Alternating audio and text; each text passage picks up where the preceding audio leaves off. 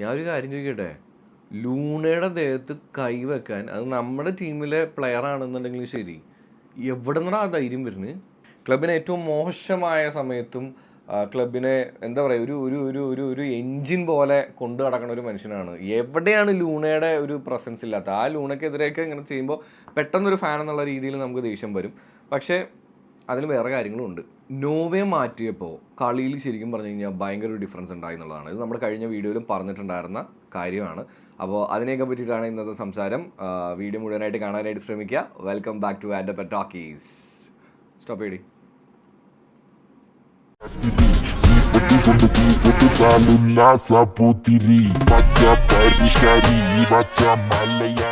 Guys, അപ്പോൾ welcome back to and talkies. അപ്പോൾ sports review ആയിട്ട് വന്നിരിക്കുകയാണ്. ചെന്നൈയിൻ എഫ് സിയുമായിട്ടുണ്ടായിരുന്ന നമ്മുടെ മത്സരത്തിൽ 3-1 നമ്മൾ ജയിച്ചു എന്നുള്ളത് ശരിയാണെന്നുണ്ടെങ്കിലും മത്സരം നല്ല അടിപൊളി. നമ്മൾ കഴിഞ്ഞ വീഡിയോയിൽ പറഞ്ഞിട്ടുണ്ടായിരുന്നു നോവയാണോ പ്രശ്നം എന്നുള്ള കാര്യത്തെക്കുറിച്ചൊക്കെ ചർച്ച ചെയ്തിട്ടുണ്ടായിരുന്നു. ആൻഡ് അതിൽ എടുത്തു പറയേണ്ട ഒരു കാര്യം എന്താണെന്ന് വെച്ച് കഴിഞ്ഞാൽ, എനിക്ക് ഇൻസ്റ്റഗ്രാമിലായാലും ശരി യൂട്യൂബിലായാലും ശരി ഒരുപാട് അതിനെ റിലേറ്റ് ചെയ്ത് കമൻറ്റുകളും കാര്യങ്ങളൊക്കെ വരുന്നുണ്ടായിരുന്നു കേട്ടോ. പക്ഷേ ഇന്നത്തെ മത്സരം കണ്ടു കഴിഞ്ഞ് കഴിഞ്ഞപ്പോൾ തന്നെ ഓൾറെഡി പുള്ളി ബെഞ്ചിലിരിക്കുന്ന സമയത്തൊക്കെ തന്നെ എനിക്ക് തോന്നിയൊരു കാര്യം, പുള്ളി ഭയങ്കര ഫ്രസ്ട്രേറ്റഡ് ആണ്. സോ അപ്പോൾ അത് കളിയിൽ എപ്പോഴെങ്കിലും ഇറക്കി കഴിയുമ്പോഴാണെങ്കിലും ഉണ്ടാവുമോ എന്നുള്ളൊരു ടെൻഷൻ എനിക്ക് ഉണ്ടായിരുന്നു കേട്ടോ.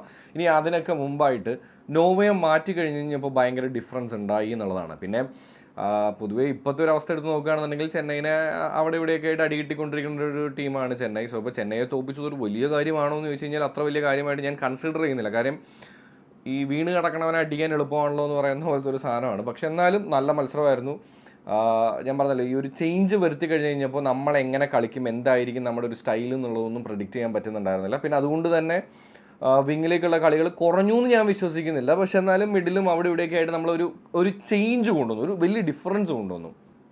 അപ്പോൾ അതുകൊണ്ട് തന്നെ കളിയിൽ 3 ഗോളുകൾ നമുക്ക് സ്കോർ ചെയ്യാനായിട്ട് പറ്റി അല്ലേ. പക്ഷേ ഈ 3 ഗോൾ സ്കോർ ചെയ്തെങ്കിലും എനിക്ക് വിഷമം തോന്നിയൊരു കാര്യം എന്താണെന്ന് വെച്ച് കഴിഞ്ഞാൽ, നമുക്ക് അല്ല റെഡ് കാർഡ് കിട്ടി, അവർക്കാണ് റെഡ് കാർഡ് കിട്ടിയത്. എന്നിട്ടൊരു ക്ലീൻ ഷീറ്റ് വെക്കാൻ പറ്റാതിരുന്നത് നമ്മുടെ ഭാഗത്തുനിന്ന് വന്നുപോയൊരു വലിയ മിസ്റ്റേക്ക് തന്നെയാണ്. വിൻസിയൊക്കെ നമുക്കറിയാം, നല്ല സ്പീഡി ആയിട്ടുള്ള പ്ലെയറാണ്, പറന്നു വരും. അതും നമ്മുടെ നിന്ന് പോയവർ തന്നെ നമുക്കിട്ട് എപ്പോഴും ഗോൾ അടിക്കുന്ന ഒരു സിറ്റുവേഷൻ വീണ്ടും ഉണ്ടാകുന്നു എന്നുള്ളതാണ്. അപ്പം ആ ഒരു ഗോൾ ഒഴിവാക്കേണ്ടതായിരുന്നു. അതൊരു ബിഗ് മിസ്റ്റേക്ക് ആയിരുന്നു എന്നാണ് പേഴ്സണലി എനിക്ക് ഫീൽ ചെയ്തത്.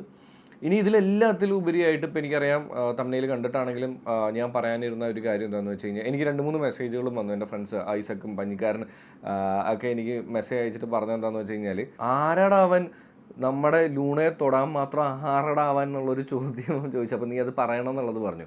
അപ്പോൾ പേഴ്സണലി അത് കളിയുടെ ഇടയിൽ ഉണ്ടായിരുന്നൊരു സംഭവം ഒരിക്കലും ഒരു ടീമിനെ സംബന്ധിച്ചിടത്തോളം പോസിറ്റീവായിട്ടുള്ളൊരു കാര്യമില്ല. അതുകൊണ്ടാണ് ഞാൻ പറഞ്ഞത്, 3 ഗോൾ അടിച്ച് ജയിച്ചെങ്കിൽ പോലും അത് ആഘോഷിക്കാൻ പറ്റുമോ എന്നുള്ളതൊക്കെ ഇനി അവരുടെ കളികൾ കണ്ടറിയണം. എന്തായാലും ജയിച്ച് കഴിഞ്ഞിട്ട് ടി വിയിൽ കൊടുത്തിട്ടുണ്ടായിരുന്ന ബൈറ്റിൽ ലൂണ പറഞ്ഞിട്ടുണ്ടായിരുന്ന കാര്യം ഞാൻ കണ്ടു.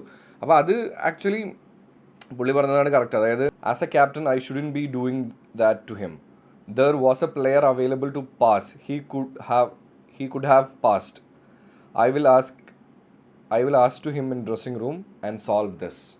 അപ്പോൾ അത് ആ ഒരു വളരെ സിമ്പിളായിട്ട് പറഞ്ഞു കഴിഞ്ഞ് കഴിഞ്ഞാൽ, ലൂണയും ഉണ്ടായിരുന്നു, അതുപോലെ തന്നെ അപ്പുറത്ത് ഇഷാൻ പണ്ഡിതയും ഉണ്ടായിരുന്നു.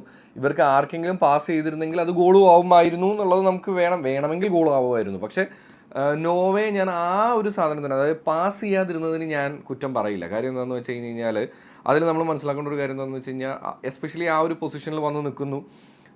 പുള്ളിക്കാരൻ അത്യാവശ്യം നല്ല സ്ട്രൈക്കറാണ്, ഈ സീസണിൽ അത്യാവശ്യം ഗോൾ സ്കോർ ചെയ്തിട്ടുണ്ട്. സോ അപ്പോൾ ടോട്ടലായിട്ട് പുള്ളിക്കൊരു വിശ്വാസം ഉണ്ടാവും പുള്ളിയിൽ തന്നെ, അതുകൊണ്ട് എടുത്തൊരു ഷോട്ടായിരിക്കാം. പക്ഷേ അവിടെ ആസ് എ ക്യാപ്റ്റൻ പുള്ളി വന്നു ചോദിച്ചു. ആ ഒരു ഫ്രസ്ട്രേഷൻ അവിടെ മാത്രമല്ല, പുള്ളിയുടെ എൻ്റയർ ബോഡി ലാംഗ്വേജിലും ഉണ്ടായിരുന്നു, ആ ഒരു സാധനം ഉണ്ടായിരുന്നു. അതുകൊണ്ട് തന്നെയാണ് അവർ നമ്മളൊരു ഫൈറ്റിലേക്ക് പോയത്. പിന്നെ നമുക്ക് ഓണസ്റ്റായിട്ട് പറയാമല്ലോ, വലിയ ഓഫറുകൾ വന്നിട്ട് പോലും ക്ലബിനെ വിട്ടു പോവാത്ത ഒരാളാണ് ലൂണ എന്ന് പറയുന്നത്. ആ ലൂണയുടെ ദേഹത്ത് ആര് തൊട്ടാലും നമുക്കത് സഹിക്കാൻ പറ്റില്ല.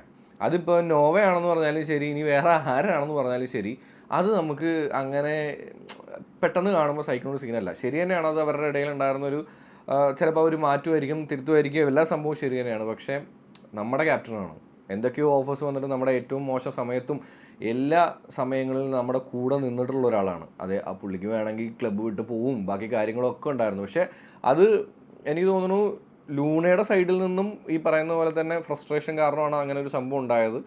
ആൻഡ് നോവയാണെന്നുണ്ടെങ്കിലും അതിൻ്റെ വള്ളി പിടിക്കാൻ പാടില്ലായിരുന്നു എന്നുള്ളതാണ്. എസ്പെഷ്യലി ഒരു ക്യാപ്റ്റനെതിരെ അത്രയും റൈസ് ചെയ്ത് കയറി പോകാമെന്ന് പറയുന്നത് വലിയൊരു മിസ്റ്റേക്ക് തന്നെയാണ്. അത് ലൂണയ്ക്കെതിരെ എന്ന് പറയുമ്പോൾ അതിന് ഇരട്ടി തന്നെയാണ്.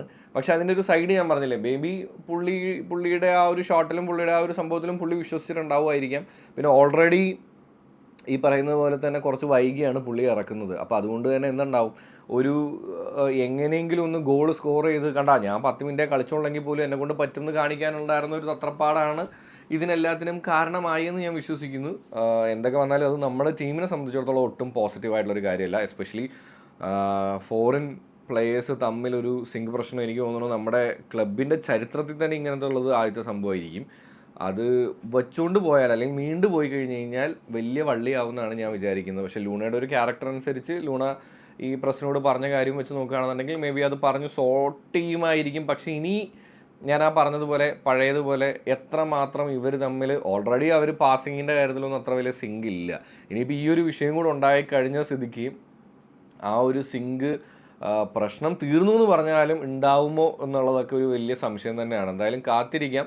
ഇനിയുള്ള മത്സരങ്ങളാണ് കുറച്ച് ടൈറ്റ്. അതുകൊണ്ട് ചെന്നൈയെ തോൽപ്പിച്ചത് ഞാൻ പറഞ്ഞല്ലോ, നമുക്കിനി എല്ലാ മത്സരങ്ങളും ജയിച്ചാലാണ് പോയിന്റ്സ് നമ്മുടെ കയ്യിൽ കയറ്റിടാൻ പറ്റുള്ളൂ.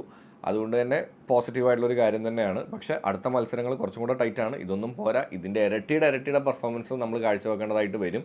സോ കണ്ടതിന് അറിയാം. എന്തായാലും നിങ്ങളുടെ അഭിപ്രായങ്ങളും ഈ ഒരു വിഷയത്തിൽ എന്താണ് നിങ്ങൾക്ക് തോന്നിയെന്നുള്ളത് ഓപ്പണായിട്ട് എന്തായാലും താഴെ കമൻറ്റ് ചെയ്യാനായിട്ട് മറക്കരുത്. പിന്നെ 5K ഫാമിലി ഞാൻ തുടക്കത്തിലൊന്നും പറഞ്ഞിട്ടുണ്ടായിരുന്നില്ല, ഒന്ന് സബ്സ്ക്രൈബ് ചെയ്ത് കൂടെ കൂടണം എന്ന് ഓർമ്മിപ്പിച്ചുകൊണ്ട് വൈൻഡപ്പ് ചെയ്യാണ്. Thank you so much.